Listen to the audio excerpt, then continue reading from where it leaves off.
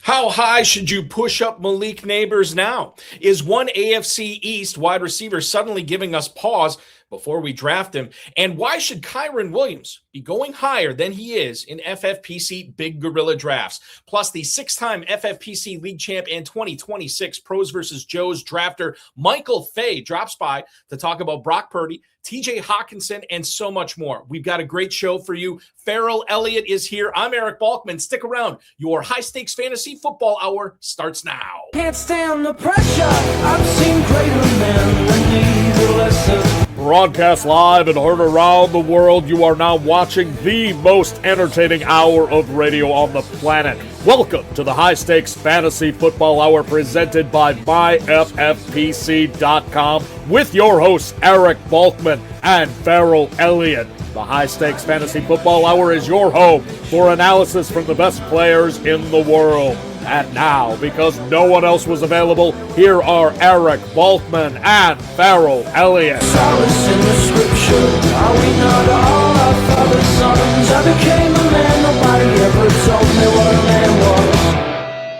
Thank you, Rob. Greetings and salutations to all of you Balkaholics and Ferrelliacs. Welcome to the latest episode of the High Stakes Fantasy Football Hour presented by myffpc.com. I'm your slightly above average host, Eric Balkman. My co-host is the definitive commissioner of fantasy football, Ferrell Elliott. Coming up on tonight's show, we're waxing poetic on Braylon Allen, the concerning news on Ricky Pearsall, and then the six-time FFPC League winner and 2026 FFPC Pros versus Joes drafter, Michael Fay, is going to hang out with us to talk about George Kittle, Deebo Samuel, and so much more. If you want to connect with us on X, please do so at hsffhour. Find me there at Eric Balkman, Eric with a C, please and thank you. And always check out the Kentucky Fantasy Football State Championship at kffsc.com. Email the show at highstakesfantasyfootball@gmail.com. If you have any questions for us or for Michael, now is the time to send them in. We'll try to get to all the chat room questions, emails, and X posts coming up in fantasy feedback later on in the show. Shout out to our audio engineer, my best friend Bryce, and of course, our producer and mutual friend Rob. It is an exciting time to be playing fantasy football with the FFPC, and none more exciting as far as contests go than the FFPC Big Gorilla. $1 million grand prize is once again at stake in the Big Gorilla for the second straight year. Take advantage of the 7 Bananas promo. You don't have to do anything. If you randomly get that 7 pick multiple times in a row, we're going to keep giving you free FFPC teams. They start off with a $125 free FFPC Best Ball Tournament entry, and they go all the way up to a free Jungle Safari for $4,000 or $50,000, whichever you prefer. Remember, we had one owner get within 1 7 pick of accomplishing that last year. The FFPC Big Gorilla features a $50 discount on every third team you get, and we have live and slow drafts going on each and every day now throughout the rest of drafting season, heading all the way up into week 1 of the NFL season. For instance, tonight we have an 11 o'clock draft going off in a little bit less than an hour, just 5 spots available there. We also have a midnight draft available tonight with 11 spots there. Plenty of time to fill that one. So check it out at myffpc.com. Remember to like this video, subscribe to the channel, comment on the video, share it with your friends, share it with your enemies, and get notified each and every time we go live. Please welcome my guest, not my guest co-host, my regular co-host tonight from the land of Louisville. You know him, you love him, you check out and play his event, kffsc.com. He is the incomparable Ferrell Elliott. Good evening, sir. Good evening to you, sir. The land of Louisville. I love that. Yeah, so getting my alliteration in tonight. It's been a busy week so far. How have you liked watching these Pros versus Joes drafts these last 3 I nights? think it's been a blast. I think it's been enlightening. I think Terp is an added pleasure to the broadcast, and it's been good. And people, it's more importantly, the people that have participated have enjoyed it. I got a nice note from our beloved Bednar today. I thought the Pros came on and in a way sort of tipped their head at the Joes, who said, we know these guys can really play. Mm-hmm. We might talk about this for a living and stay very, very busy doing it, but we understand other people devote their time to it, and in some ways more successfully than we do. So, and having the champs on, that's good stuff. It's all about it's great. So thanks for asking me, Bob. I think Jim Coventry from RotoWire summed it up. I think it was him, and I apologize if it wasn't, but I thought it was him who said it's really pros versus pros, right? Because these Joes are so talented, they're used to the format, and that's what made it so fun. I think more than ever, the pros versus Joes drafts this year, Ferrell, have been so competitive, so much fun to cover, and then obviously all the great interviews we had. These first 3 drafts where we're bringing on both pros and Joes onto it. We saw Bill Hollywood last night, the 2-time FFPC mid-stakes champion of B-Bag Batoba. We got a chance to, like I said, talk to Jim Coventry, Ryan Kramer, and Sean Green from Sports Gambling Podcast. There's been so many people that we've been able to pick their brains, and now is the time that we need to be picking brains because we have less than 7 weeks until the start of the NFL season. We got to make hay right now because the sun is shining, Ferrell. And I'm telling you what, Brett Studebaker is in the chat room tonight. He owes me a call. I've been trying to get in touch with him. And do you think there's any chance that Terp will be listening or join us or make some sort of outreach? I don't think my guess is he's taking a night off because he's got to get ready to go for Sunday night again. But who knows? There's anything's possible with that. What's that you always say? There's a non-zero chance, Ferrell. There's a non-zero chance. I'm going to go ahead and medicate then, since there is a possibility. Join me on a trip down to Jacksonville, Ferrell, as we kick off tonight's show by talking about Ryan O'Halloran's report for the Florida Times-Union, stating that Chris Rodriguez, quote, has been cleared and will do individual work in today's practice. If you remember, he had foot surgery in the offseason, did not participate in OTAs, did not practice during minicamp. However, he is ready to go for training camp. Jacksonville, obviously, making sure that they work him in slowly, not to aggravate anything, and make sure that he is going to be up to speed when they really need him week 1 of the season. I would imagine that Bashal Tutin is probably going to be the beneficiary of extra reps in camp right now, which probably gives him a leg up, not only on being the 1A, but perhaps just the 1 in this offense going forward. If we go to fantasymojo.com, Darren Armani, the godfather of the Pros versus Joes Challenge, anytime we cite ADP, it's coming from fantasymojo.com. Connect with him on X for a lot of great Pros versus Joes and FFPC nuggets at Fantasy Mojo on X as well. If we look at the Jacksonville running backs, as it stands right now, remember, Chris Rodriguez did fall, Ferrell, when we found out about this foot surgery. You're looking at Bashal Tutin, running back 23 at the moment at the 503. Chris Rodriguez much later, running back 44 at the 1106. Now that we know Rodriguez is going to be worked in, he's ready to go. He's not on the pup. He's going to be at training camp and practicing. Do you feel like that mid-11th round is a good price to buy into him? Or do you still think it's worth paying up? And quite frankly, I don't know if you ever said this. Do you think it's worth paying up that early 5th-round draft capital to get Tutin? In these cases, I think you're better off by betting on the less expensive draft capital player, and that would be Rodriguez. Now, I'm a big fan of Rodriguez, and man, he's had some bad luck. As I understand, he hurt that foot on the first day of organized training back in the spring. That's a hell of a thing to have to put up with. But I believe that Tutin has a whole number, a big number of backers in the fantasy football world that will be playing in the FFPC. They're going to continue to push him up. Let's see what Rodriguez looks like when we get to the preseason. I'm still going to make my play for Rodriguez here. Although when I personally get to the 11th round, I think I'll have most of my running backs sold up that I'm going to count on. I would like to get a Rodriguez talent later, but wouldn't everyone? Yeah, exactly. Everyone would, for sure. By the way, Mega King 24H, Z4H, excuse me, I can't read. It wants to know, Ramondre Stevenson limped off yesterday. Do we have a status? Well, we said last night, I think that it was a stomach thing, but that was Fred Huang, who's actually, you can watch Draft and Pros versus Joes next week. I don't know if he was kidding. He may have been kidding. I have not seen anything yet today, whether, what happened to Stevenson. I don't know if he practiced yet today.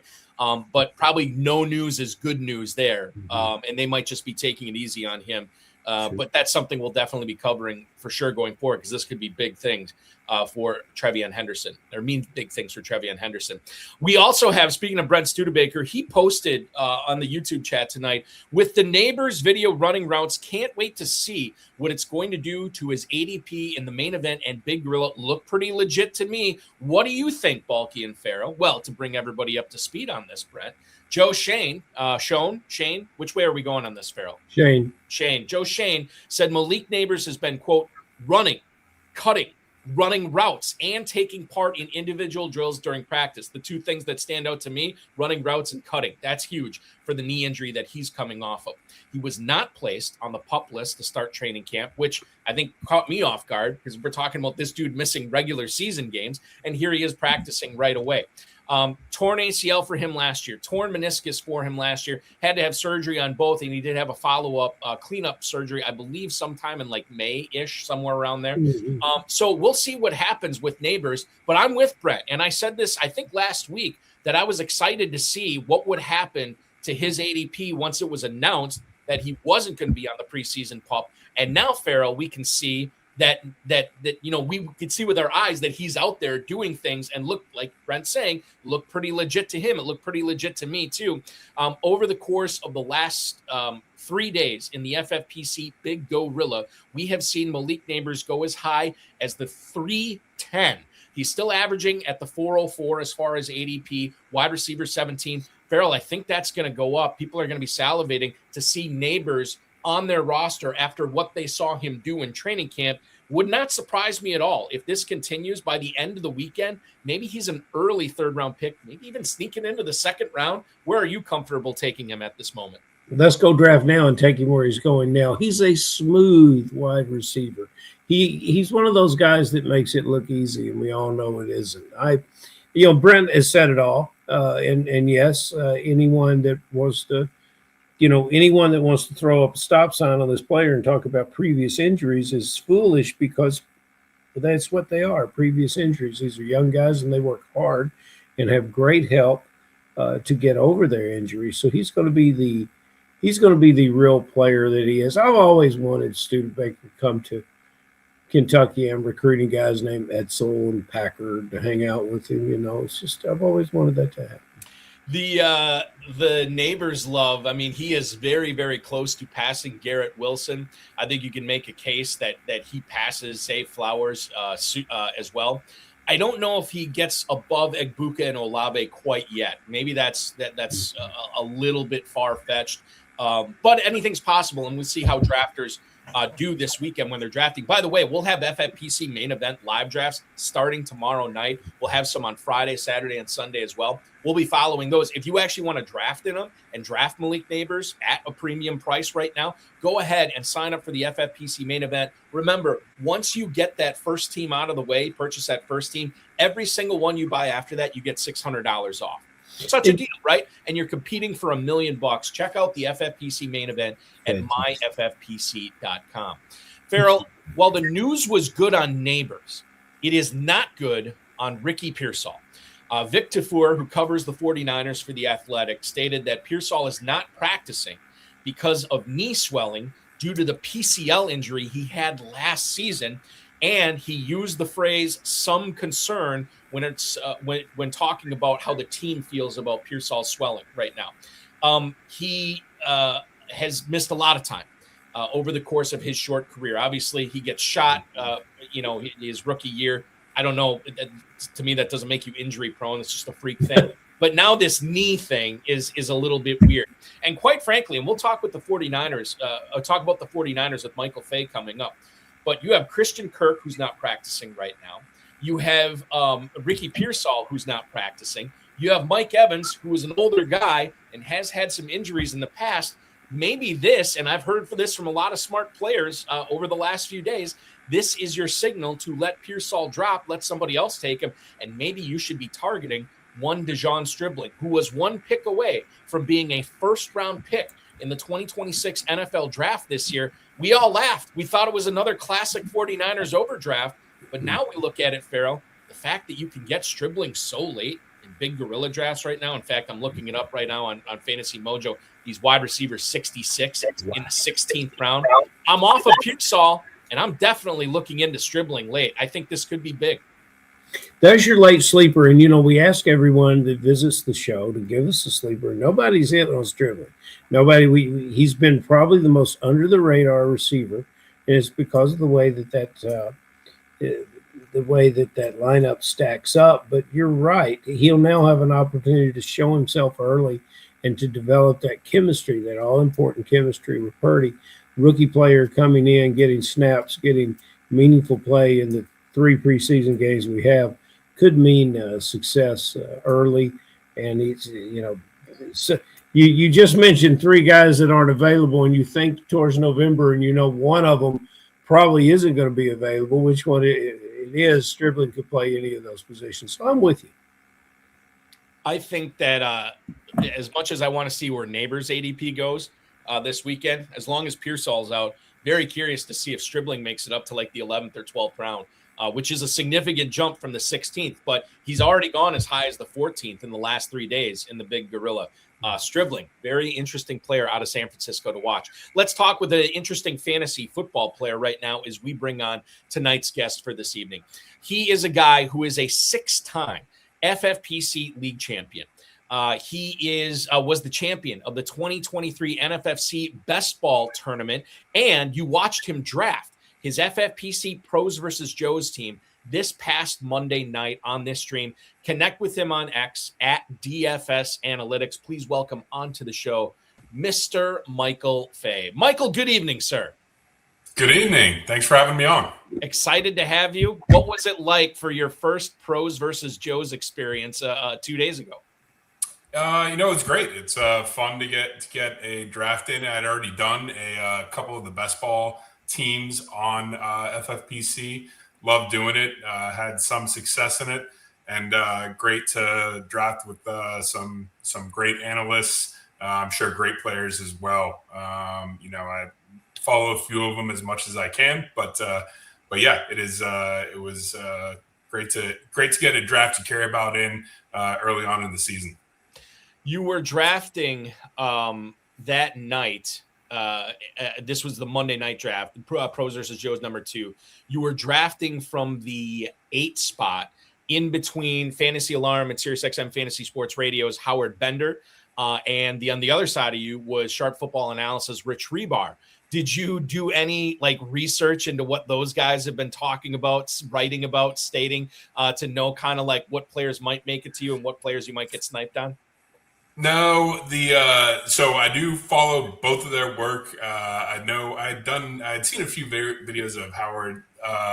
Unfortunately, I don't get to, I'll say, ingest as much content as I would like between work and kids.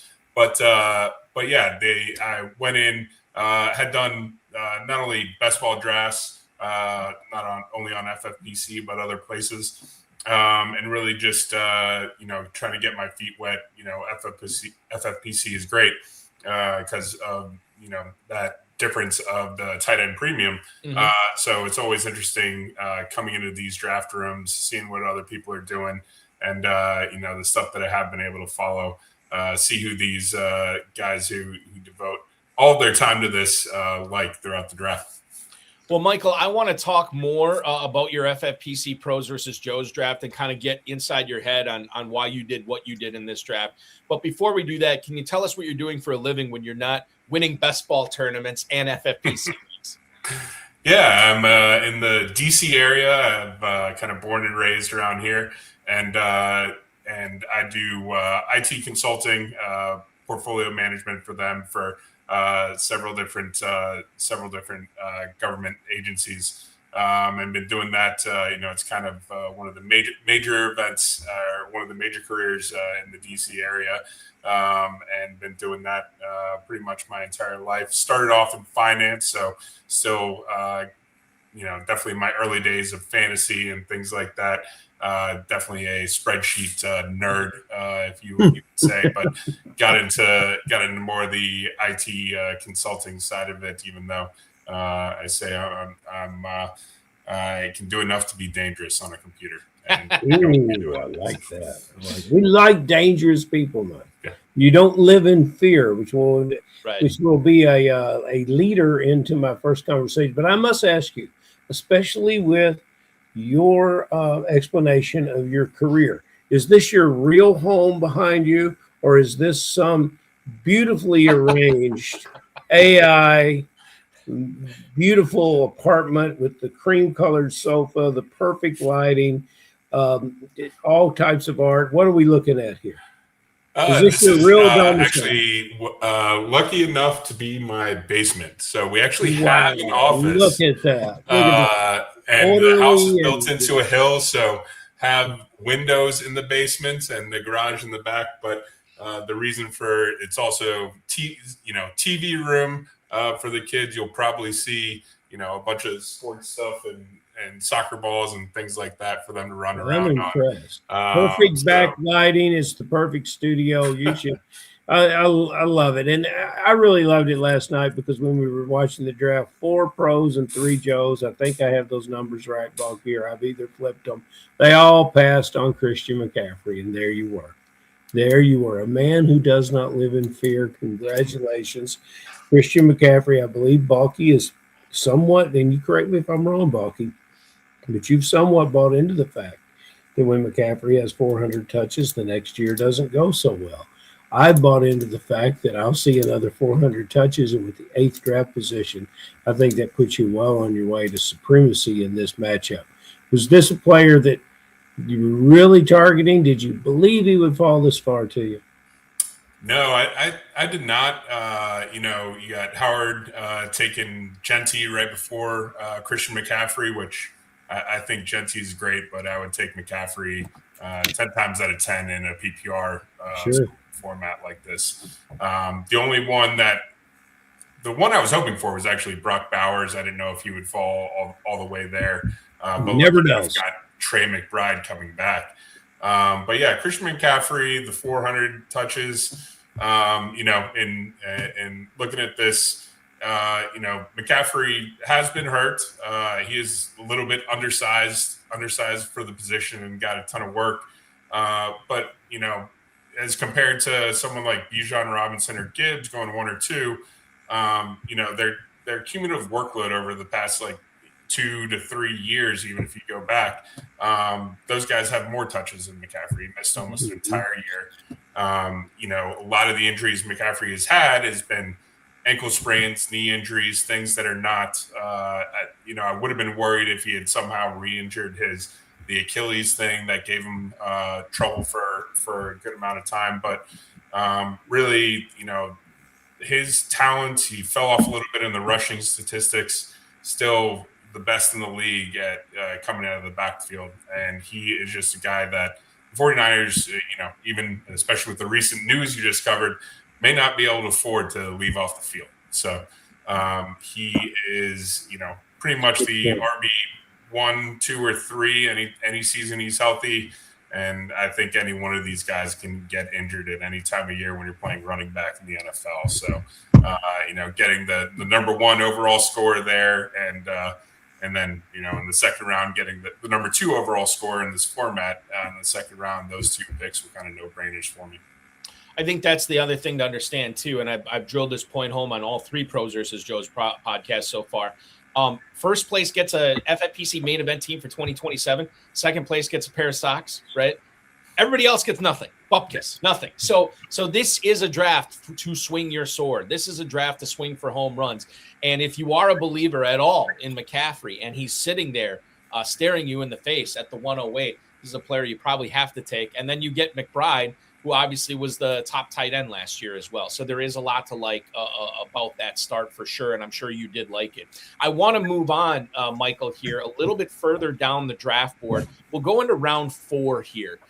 You had McCaffrey, McBride, Devonta Smith, and you drafted Kyron Williams at the 405. Now, I know looking at some of your other drafts on FFPC this year, you've been drafting Blake Corum a little bit as well. Are you trying to stay balanced between the 2 players this year, or are you a believer in either Williams or Corum a little bit more than the other one? No, I like both, and I just like the offense as a whole. It's a great situation. Again, going back to McCaffrey, running back injuries, running backs get hurt. It happens in the NFL all the time. If Kyron Williams gets hurt, it'll be the backup will fill in immediately, and it'll be one of the best picks of the draft, depending on how long he's out. Kyron has, a steady workload, kind of getting phased out of the passing game a little bit, but still gets catches. And really, if this was maybe a main event draft, I'm not super, super high on Kyron, but in this format and best ball where you're getting that guaranteed workload, especially at the goal line where he's been extremely successful with the Rams, can't really pass that up in the fourth round, even though the fourth round, I think, is one of my favorite rounds because I would take almost any of those wide receivers going in there right now. Ooh, I like that.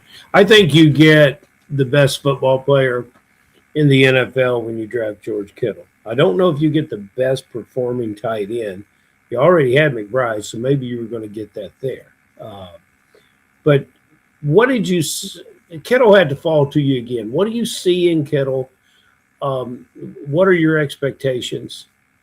I guess he could possibly be your leading flex from week to week. Did you also draft Tungus, who I love to pair with Kittle?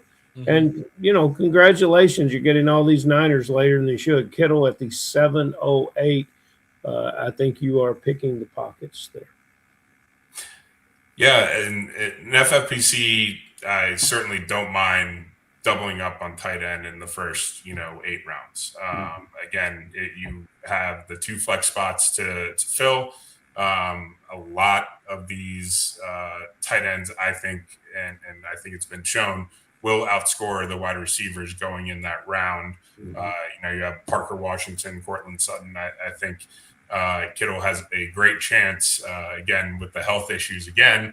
But it honestly, even though I love Kittle, especially in a best ball format, because he tends to have those down weeks where it seems like they either require him more as a blocker or he's just not a part of the game plan. But then will come out and score 4 touchdowns, which in a managed league can be a little bit difficult. But he actually wasn't part of our plan of, I think, going into a part of their draft. Our draft plan was actually Jalen Hurts, who was coming in 2 picks before that, and didn't really see a stack. I believe Rob took him 2 picks before us, who had Saquon Barkley. But having Devonta Smith, Hurts was our plan. And then looking at the draft board, me and a buddy of mine who I draft with a lot, looked at it and saw Kittle still sitting there, and expected Brock Purdy to come back around to us in the 8th. So if you have CMC, George Kittle, Brock Purdy, it kind of fixes that issue. So, but yeah, the original plan was Jalen Hurts up until, 60 seconds before that pick happened. The best laid plans, right? Yes. And Hurts didn't make it to you guys, and then you end up getting a San Francisco stack, which sounds delicious, number one. And then number 2, with regards to, as you kind of alluded to, Michael, the Pearsall injury, the fact that Kirk isn't practicing, and the fact that Kittle might be back earlier than what some people might think. This could be very advantageous for you early on. This, by the way, and I should make mention of this for anybody who did not see Pros versus Joes.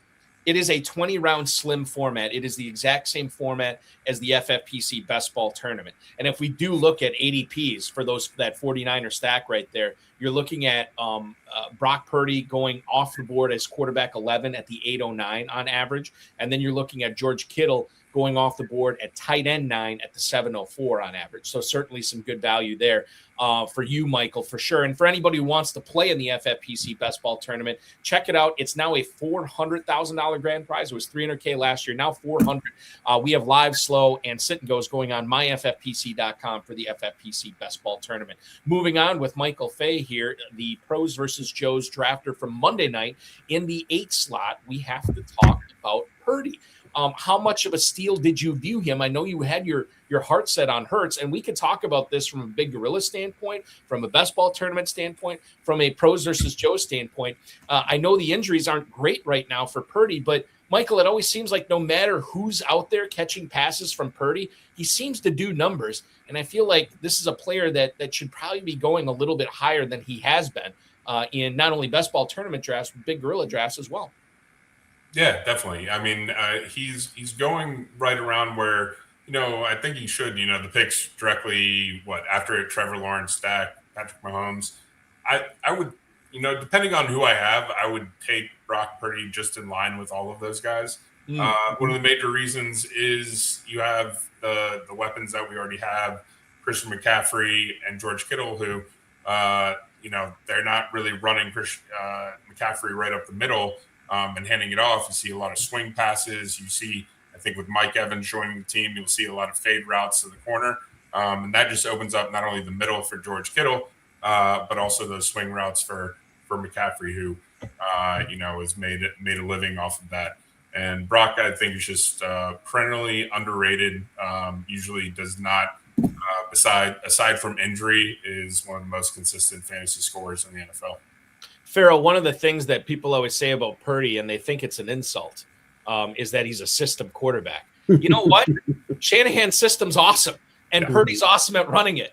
System quarterback or not, all I care about is fantasy points, and he continues to do it year after year, and he's going to be doing it for Michael Fay's Pros versus Joe's team this year. It. And it's fascinating that this team is a target for fantasy football production, despite the fact that they play in such a difficult division, 4 games against Seattle and the Rams, respectively. And that's, schedules are tough all over the league. But man, it just goes to show you how this team is put together. And when you drafted RJ Harvey, I had 2 thoughts. I said, finally, someone that likes a little RJ Harvey. I seem to be in a true minority there. And then I had to check and see if he had been acquired by the Niners. And I thought, and he wasn't. But in a rookie year last year, the yards per carry were not so great, but the yards after contact were. I love the red zone play, the 7 touchdowns. People tend to look the other way. They don't understand 47 receptions as a back out of the backfield. 5 of those were touchdowns. The question is many people have written him off as the 3rd running back. I don't see a whole lot of change in production for this player and opportunities for this player, but I do see some change in production. I think he'll run harder, wiser, and more yards per carry. And I think he stands to catch just as many passes. Do you have such a bright outlook on Harvey? No, I really like him. He's I don't necessarily understand the hate for him. He was a very good prospect, maybe underperformed a little bit, but seems to be the pass catcher in the offense. And I said earlier, any running back can get injured. J.K. Dobbins, who went before R.J. Harvey, if I could put money down of any running back to get injured, it would certainly be him. Feel terrible for the guy because a lot of them are, completely not his fault, but just cannot stay healthy. And then you have a late round rookie who people like. People tend to fall in love with rookie running backs in particular. But I just think Harvey was a better prospect overall.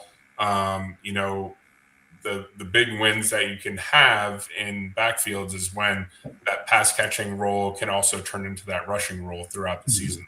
And so with RJ Harvey already seems to have the pass catching role. And from that, you get on a fairly good offense in Denver. I think, he has great upside and also will be consistent week to week in this format. The pass catching floor, it makes him attractive where you got him in this draft. RJ Harvey going off the board at where is he? Round 8? No, round 9. Beg your pardon. You got him at round 9 this year. And I think too, when you have that nice floor, it doesn't necessarily limit. You talk about the injuries, the fact that he could have a spike week even with Coleman and Dobbins healthy. And then if one of those guys is not healthy, well, then all of a sudden that ceiling gets much higher. So certainly something to think about for anybody drafting in the FFPC Best Ball Tournament in round 9. We have to get to Kyler Murray tonight, who went at round 10. He goes much higher in the FFPC Superflex Best Ball Tournament, the largest Superflex Best Ball Tournament of its kind. Check it out. Just $35 to play, $100K grand prize at myffpc.com. If you like quarterbacks, you will love the Superflex Best Ball Tournament. You like quarterbacks to the point where you drafted Purdy and Kyler Murray, not necessarily ahead of their ADP, round 8, round 10 here, but Murray, I think, is kind of interesting. He got benched for not being able to pass the ball proficiently enough to keep the fantasy values, not that they care about fantasy values in Arizona, but to keep the offense afloat with Harrison, with McBride, with Wilson, right? And they kind of hid, the Arizona Cardinals kind of hid behind this supposed injury that they had to shut down Murray. He goes to Minnesota in the offseason. I want to know, and I have my own thoughts on this, but Michael, put it in your words. Why do you still have faith in Kyler Murray, the Minnesota Viking, after what we have seen over the course of his NFL career, especially recently? I'll be honest, this was another one that kind of was forced by us. You won't notice it, but I think you actually interviewed him on the when the draft was going on. Bob Long took Matthew Stafford, I think, what is that, 3 picks before us? Stinking Bob. Yeah. And and so that was our upcoming pick after RJ Harvey. Did not see it went Baker, Matthew Stafford, Jackson Dart. So when Matthew Stafford was taken, especially in these best ball leagues, in these 9 to 11, you can really get left out at quarterback sometimes if there tends to be a run. Again, I had a good friend of mine helping me out with the draft, and we looked at it.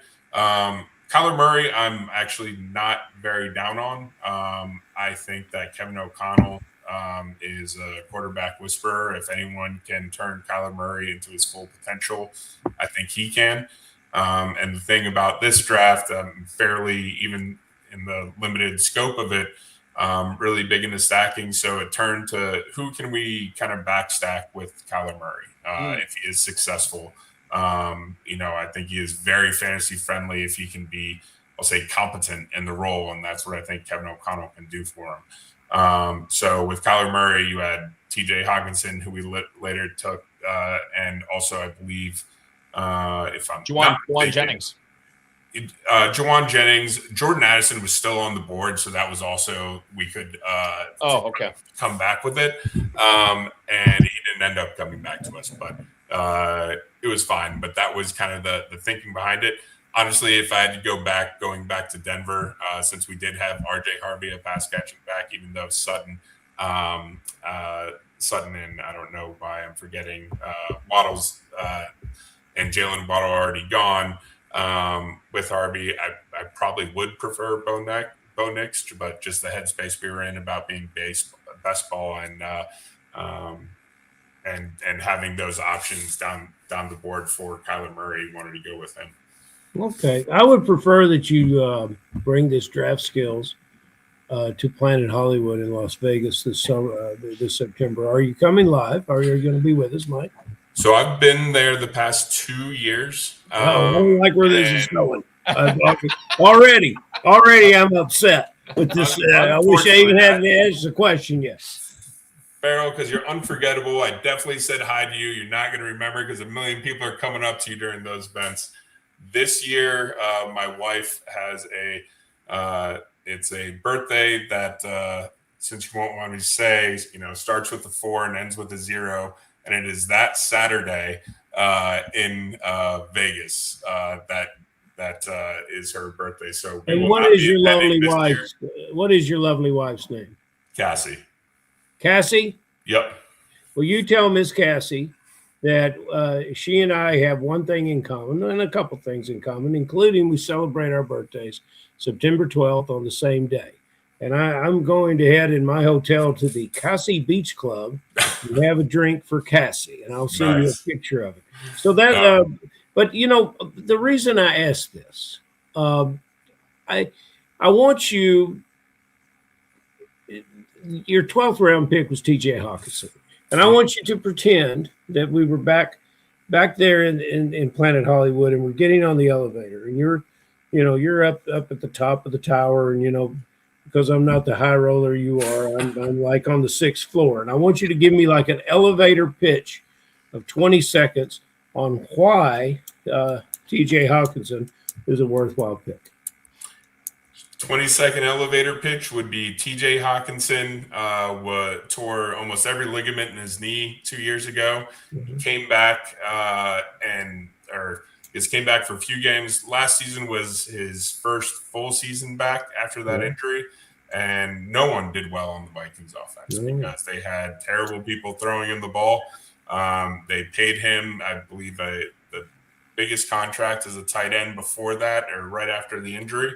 And so we are betting on Kyler Murray, Kevin O'Connell, and that offense to hum. And so I think with that, T.J. Hawkinson could be a steal. And a steal in the 12th round. Balky, the last 2 years of Hawkinson have been ho-hum. And, after that injury, he came back. He played the full season, starting 15 games. It's three and less than 4 catches a game and very little in the end zone. But I love the fact that you're going to get back on that horse and give it another ride. Maybe in the 12th round, that's a worthwhile place to be. I think with your other tight end talent, I don't see how he scores for you. And I'm curious if there was anyone else in the 12th round that you could have took a stab at because And the other thing too with that, Michael, how much, you mentioned taking Murray because of the ability to backstack with him, right? If you hadn't taken Murray that round, is Hawkinson even on this team? No, probably not. Again, but you have a lot of things up in the air. Diggs, Shakir, Travis Hunter are all wide receivers I like, but again,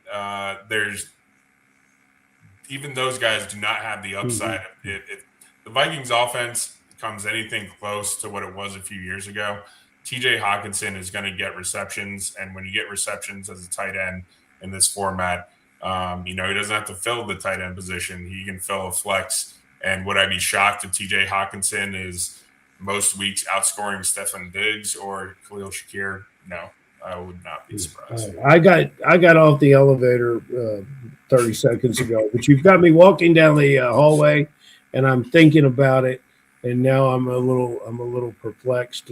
But I love the concept of backstacking. So once again, just by showing up, it's like school is in session, and I'm learning about the rest. The other thing to keep in mind with Hawkinson too is, not only the devastating knee injury that he came off of that you had mentioned, Michael. He was bad last year, maybe not just because of that, but because of the quarterback play. And people are penalizing him for the quarterback play, maybe unjustly, right? Where you have Kyler Murray, who did a pretty good job getting the ball to somebody called Trey McBride in his time in Arizona. And Hawkinson right now is tight end 23 in the FFPC Baby Gorilla. He's going off the board. You can get him in the 13th there. So with Hawkinson, a guy who has the pedigree, a guy who is still on the right side of 30, just turned 29 a couple of weeks ago, this could be a nice little bounce back year. We always see these tight ends come from nowhere, and this could be a guy, tight end 23 in the Baby Gorilla, that does come from nowhere and makes a significant impact this year. Baby Gorilla is awesome, guys. It's the inaugural year of it. $100,000 grand prize, just $125 to enter. You want to play high-stakes fantasy football with less than a $200 entry fee, check out the Baby Gorilla. It's the same as the Big Gorilla, setting lineups, placing waivers, managing your team throughout the season, and you can still win $100K. MyFFPC.com is where to go for that. We do have a draft filling up, I believe, in the next 15 minutes. Otherwise, slow drafts filling up as well. MyFFPC.com. We move on to talk a little bit about some of the viewer emails that have come in here for you, Michael. And the first one I'll lead off with here, if I can find it, is from Bill in Houston. He writes, "Hey, Michael, how much do you think Deebo Samuel moves up FFPC Big Gorilla draft boards once he signs?" That is Bill in Houston. And we have to, I think the caveat with this, Michael, is he going to sign? Are we going to see Deebo Samuel this year? I think there's a non-zero chance that it doesn't happen. But your thoughts on Samuel, because it always seems like these unsigned guys, once they get signed, there is a groundswell of them moving up ADP. Yep. Heard that it's never priced in, right? The news is never priced in. He will sign. With the news you were going over with Pearsall's injury, I would not be surprised if it's with San Francisco now. And so if that happens, I think he will be going. He won't be at Ricky Pearsall's price, but he will be right around it. I think in that Matthew Golden range. I'm just looking at the board. Yeah, and like we have to figure out fit too. Ferrell, do you have a favorite spot for Deebo Samuel to go? I mean, we've had a lot of people come on this show, and I asked them that question, and it always seems like they want to say Washington. Well, if Washington wanted him, they just would have kept him. They would have re-signed him. I don't know where he fits. I just know he's got he's like Liam Neeson in Taken. He's got a very special set of skills or particular set of skills, but you got to be able to unleash him the right way. Do you have a favorite spot that you'd like to see Samuel go to for his fantasy value? I think that's a good question to know, and I think you kind of answered it with your commentary. Wherever he goes, he's going to do his thing. And there's many teams that can use that in the league. And they're going to go to camp, and they're going to see if they can reproduce it, and they're not going to be able to. And finally, one of them is going to pull the trigger, and that'll be the one that says we have the most immediate need. This player doesn't need camp. He doesn't necessarily need the playbook because he's an addition to the playbook. He runs all the routes. This things that they did in the backfield with him was very intriguing. So, yeah, I'm just waiting. I'm waiting for a lot of these vet receivers to sign, and a pro personnel guy explained it to me. He said, we're going to see what we've got first. Yeah. And then we're going to make the change. And then we're going to see if we can afford it. And in most of these cases, they can. These guys miss playing football. They miss the game. But what they really miss is the 6 days in the locker room getting ready for the game. And, they want to get back to it. And when the teams come and knock, chances are they'll answer and move very aggressively towards it. So. I have to ask you, Michael, too. You talked about where you think he'll be going once he does sign. Do you think that he would pay off on that ADP as well? Yeah, I mean, I think most places, at least that I've heard him going, obviously San Francisco, again, with that injury happening, less than 12 hours ago, now makes complete sense to me. But anywhere I think he goes, he's, especially in this format, even if he doesn't turn into what he was, which I don't expect, he's certainly not a zero. And at this point in the draft and best ball, you really are trying to avoid those zeros and shoot for upside, but also get some consistent scoring, which I think will do. To run him up in the draft, he has to go to some of the places where fantasy players say, oh, they just don't have anything. And they're saying that about the Raiders. In some cases, they're saying that about the Titans. We could go on and on with some others. For instance, Cleveland's on the other spectrum. They've got tremendous wide receiver assets. Who's going to get them the ball? You could say that Miami has very little experience. But I really think I would like to see Deebo Samuel and Keenan Allen and Diggs be a part of a very successful team. And I think in that way, they would be more interesting to me and perhaps more affordable in the draft. I'd love to see Roger Goodell just institute an expansion 33rd team and just have Diggs and put it in Louisville and Allen all on that same team. Yeah, the Louisville. We'll do it. We'll just make the Louisville Kings go from the UFL to the NFL. I think the best nickname would be Thoroughbreds, and then you could just put breads right over in front of the jersey. I love it. I think you're onto something. All kinds of things. Listen, they're the champs of the UFL. The reward Kings be moving up to the NFL. So the Kings sent 5 players to the NFL this year. I love it. Yeah. But by the way, that would be a startup for the NFL that I don't think we're going to see. But if you want to start up your own dynasty, check out myffpc.com. Dynasty and Empire startups going on all summer long, anywhere from $100 all the way up to $5,000. You want to play fantasy football every single day. Dynasty startups are here for you at myffpc. 2,200 leagues, not a single one has ever folded. myffpc.com. One more email here for you, Michael, and it comes to us from one Patrick. Yeah, Patrick in San Francisco. God, the 49ers are getting a lot of run on tonight's show. Patrick writes, are you rolling with Braylon Allen or Isaiah Davis as the backup Jets running back to draft? Great pros versus Joe's draft, man. That is Patrick in San Francisco. How do you feel about the guy behind the guy in New York? Obviously, everybody loves Breece Hall, but if anything were to happen to him, Allen and Davis would be in demand. Which one is more in demand for you in drafts right now, Michael? Yeah, I think that Braylon Allen, just based on talent, Isaiah Davis is honestly a guy I have not seen coming, but he's had that role for a few years, that being the pass catching role. But I think Braylon Allen, I think we took him in the 17th round, very similar to a Tyler Algier, Brian Robinson role, where he's also not a zero in the best ball format. I think he will get touchdowns. He is some of those pictures that were going around are wild, very big guy, would be very good at the goal line. And I just think he's one of the youngest running backs in the league. I think he's like just turning 21 or something like that. And he's from Fond du Lac, Wisconsin, right down the road from Balky. Yeah. I wouldn't say right down the road. It's about an hour away. But yeah, that's right down the road. Shout out to Bucky Badger as Braylon Allen cut his teeth at the University of Wisconsin, originally as a 17-year-old linebacker, believe it or not. And then he became a pretty good running back. And now he's a pretty good running back in New York. Certainly something we'll be watching for.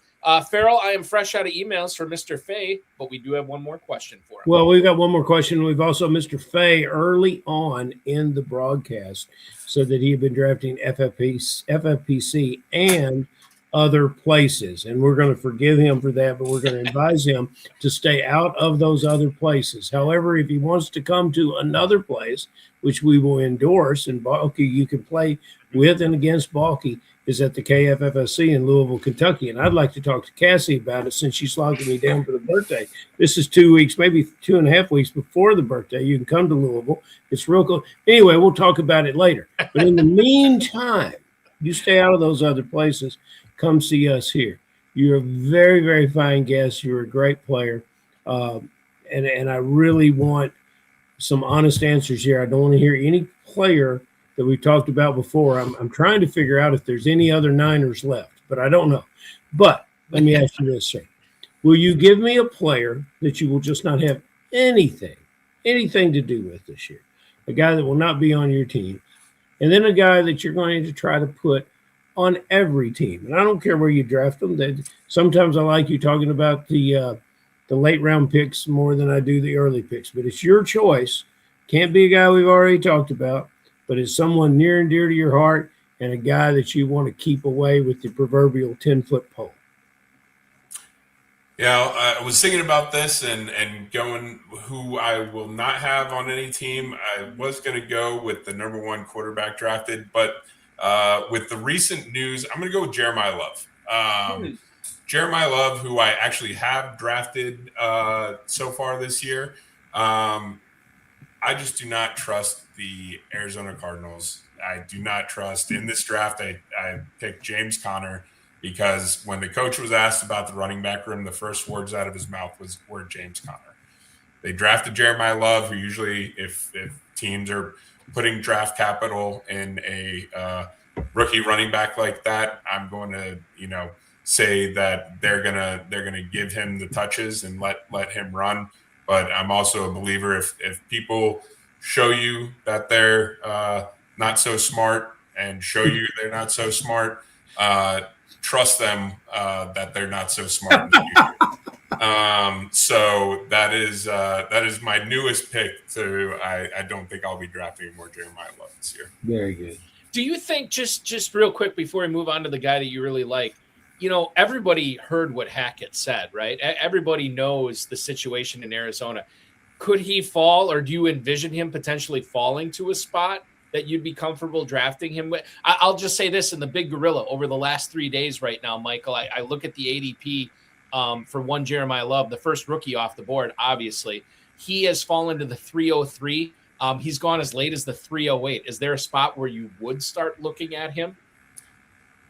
I mean, and it depends. Again, draft room changes so much in these things. Like, Tootin went in the fourth, with like the 10th pick in the fourth round in this one. So yeah, when we're getting into those things around, end of the fourth round, yes, but certainly not anywhere in the third round. All right. Well, that makes sense. You won't have a whole lot of love. I get it. With apologies to Jimmy Page. He's probably not loving that. Won't be a whole lot of love on Michael Fay's teams this year. But who do you have love for on your team? Which player are you drafting a bunch of?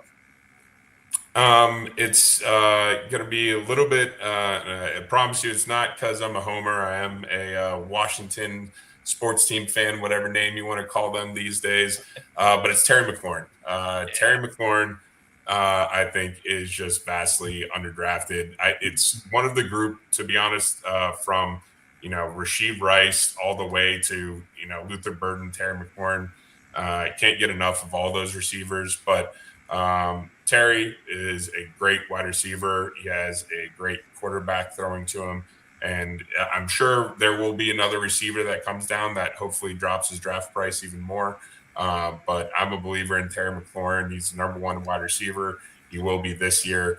And hopefully our offense is going to take a step forward from last year with healthy Jaden Daniels and new offensive coordinator. I love that. Your all-time favorite Washington Commander / whatever you're calling it. Sean Taylor. Yes. You probably can't see it, but I have a ton. Sean Taylor was my favorite commander. That's a picture of the three commanders, I guess, that were in the Pro Bowl the year he died. I have a ton of his gear. I have him and LaRon Landry, Area 51 posters, but Sean Taylor was taken too soon and a great player. So fun to watch. Sometime when we're together, we'll have old stories about my trip to the 1988 Super Bowl when you were a little baby boy. So we'll go through that. 88 Super Bowl, is that Redskins Broncos? Yes, sir. Okay, yeah, and that was Ricky Natil, or am I misremembering? Timmy Smith? Yes, Smith is at running back position, Art Monk at receiver. Yeah. It was wonderful. The Broncos went up 10-0, and I turned around to the fans from Washington. I said, boys, we got them right where we want them. And scored 42 consecutive points. And it was a stellar day. And you don't know this guy, Michael Fay, but my longtime buddy, J.R. Fenton, that was the first NFL game he ever attended. Was the Super Bowl. And every time he tells that story, people get very angry.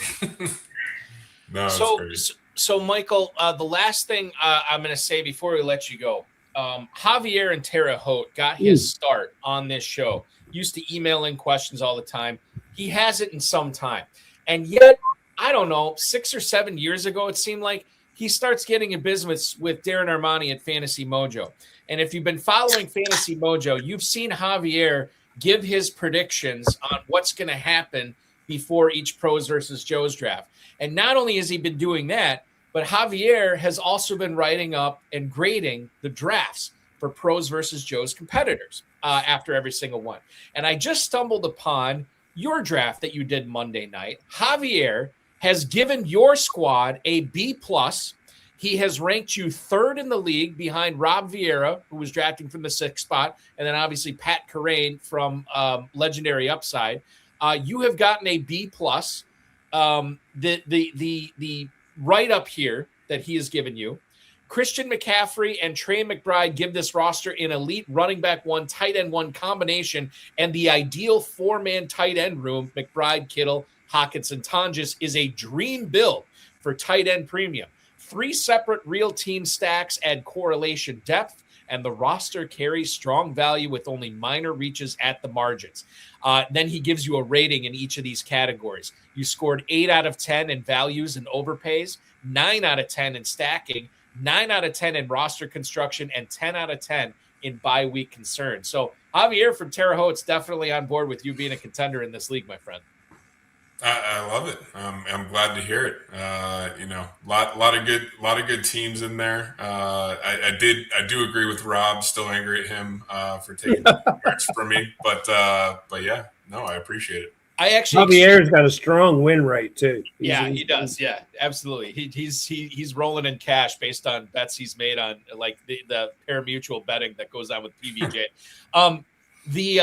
Rob Vieira and I exchanged a few emails after the draft, and in typical Rob Vieira fashion, I should read, if I could find it here, what he said, because he's a very modest guy. He's a very talented individual as well, and he said.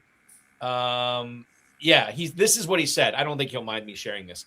That draft was interesting. I kept trying to zig when others were zagging, made for a somewhat uncomfortable build, and I clicked on some guys who I likely won't be clicking again all season. Turned out okay-ish, I guess, at least according to Javier and Mojo. That is what Rob Vieira had to say about it. So he's saying it's okay-ish, very modest. We'll see what happens, because a lot can happen in this NFL season, and certainly the roster, Michael, that you have built here is in for the long haul. And I'm with Javier. I think this is a very good contending team, and you never know. You might end up pulling this 2027 main event for free this coming year because of this league. No, I had a great time. Appreciate it. Thanks to Fantasy Mojo for putting this all together, and for you guys for covering it. It's been a long week. I know. Been following up on all the shows, but not only really appreciate you having me on, but appreciate all the content you've been putting out. We will continue to connect with you on X at DFS Analytics. Congratulations on all your previous success so far, Michael. Good luck, and not only in Pros versus Joes, but in the FFPC main event and all the drafts you're participating in this year. And I'll just say this: if Cassie's watching, celebrating a landmark birthday like that in Las Vegas certainly would be quite a treat. I'll leave it at that. I know.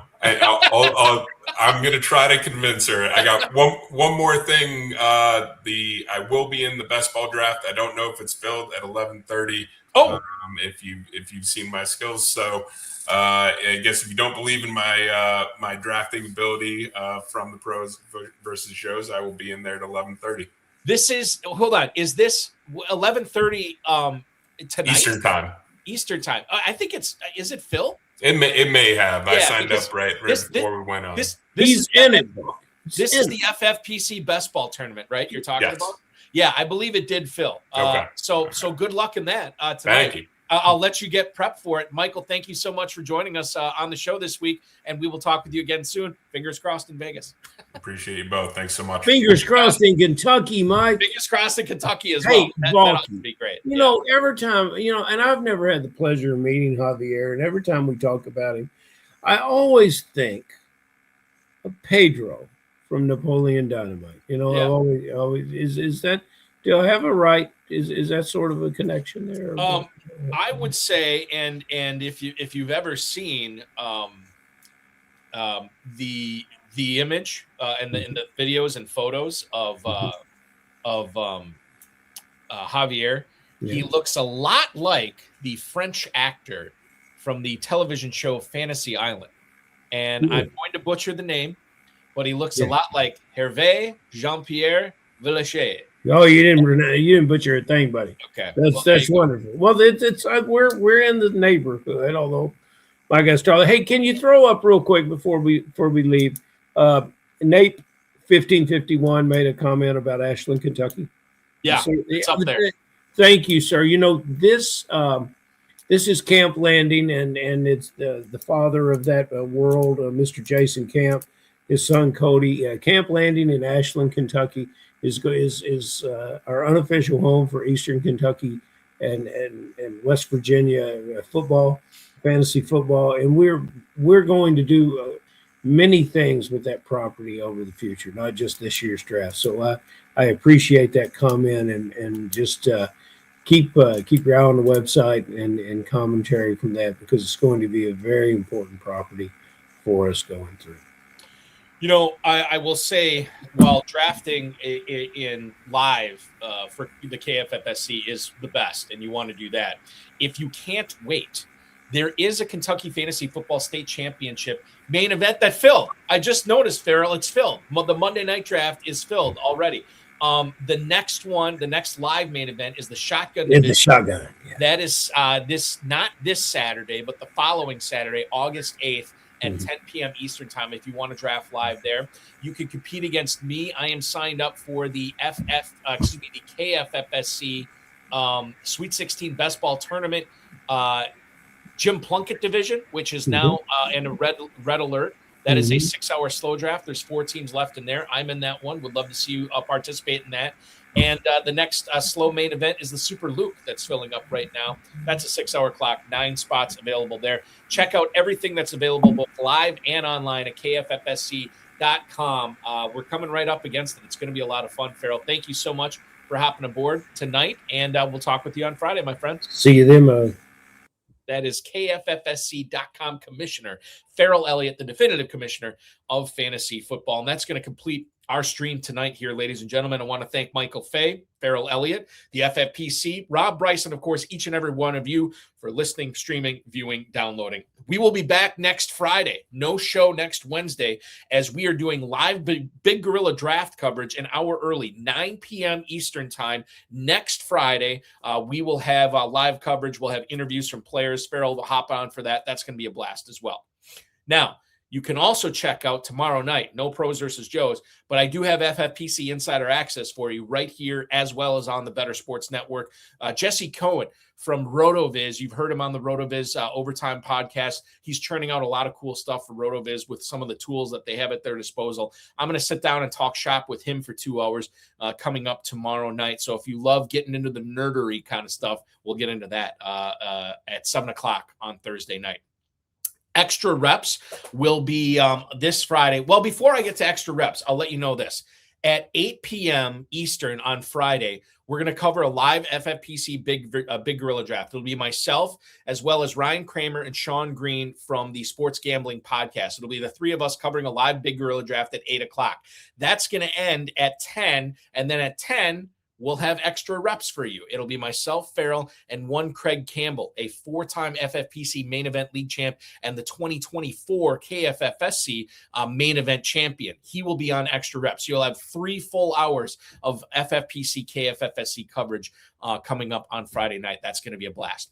Pros versus Joes will resume on Sunday at 8 p.m. Eastern time. No Ferrell, he's off that night, but Dave Terpoli and I will have your live draft coverage for that. The Joes include Vince Staffolino, Chris and Brandon Betts, Griffin Bushel and Brian Wells, Tim Deneau and Tim Bolu, the former FFPC main event main event overall champs, Matt and Scott Gruberger, Troy Wells, and Nicholas Trice. And then listen to this Joe lineup. It's loaded.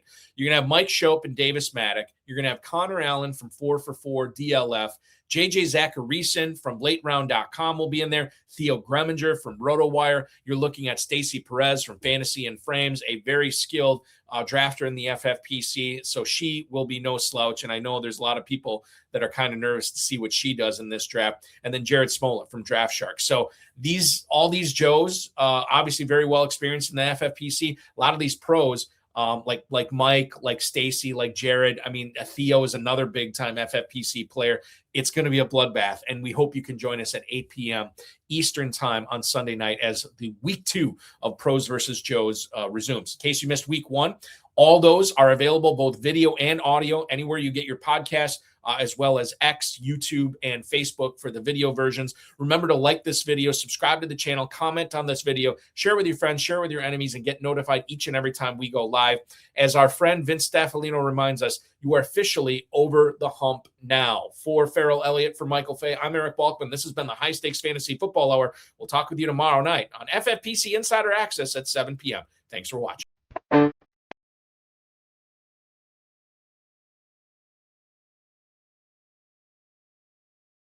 This has been another episode of the High Stakes Fantasy Football Hour presented by myffpc.com. It was broadcast live and was watched around the world. Balky and Ferrell will be back next week with more analysis, more interviews, and more advice from guests much smarter than they are. Thanks for watching, and we'll talk with you again next week. You know, that 11:30 draft, FFPC Best Ball Tournament draft may be filled, but don't forget, we have the Superflex Best Ball Tournament at 1 a.m. going off tonight. If you want to play for $100,000 there. As far as the Best Ball Tournament goes for FFPC, 8 spots open in the 12:30 a.m. draft tonight. I'm talking to you, West Coasters. And of course, the Big Gorilla is still filling up. There is a midnight draft tonight that's going off in a little bit less than an hour. Play for $1 million tonight. Also want to remind you, Player One, you don't have to wait for drafts to fill. You just draft against 11 smart FFPC CPU players. You can play for as little as $5. I'd encourage everybody to try it at least once just to see if you like it. You might love it. And play for serious cash. $350 is the highest entry fee we have there. And of course, Chop League starting at $35. Just don't be the lowest scoring team in your league, and you will win your FFPC Chop League. Check that out, something we introduced this year. This is all at myffpc.com. Be good, everybody. We'll talk with you on Thursday. Thanks so much for watching, streaming, listening, down.